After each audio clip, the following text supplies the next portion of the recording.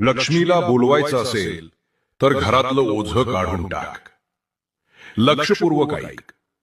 लक्ष्मी ही केवळ सोन्या नाण्याची पैशांची देवी नाही, ती ऊर्जा आहे, ती चैतन्य आहे. लक्ष्मी तिथेच येते जिथं घाण नाही. बाळा, तू म्हणतेस रोज पूजा करते, पण लक्ष्मी घडी येत नाही. तू जरा तुझ्या घरात बघ. जुने कपडे, तुटलेल्या गोष्टी, नको असलेली कागद, सगळं साठवून ठेवलेले असणार. तेच अडथळे आहेत. कारण जिथं जुना कचरा असतो तिथं नवं काहीच येत नाही. ए बाळा, प्रत्येक आठवड्यात एकदा वेळ काढ.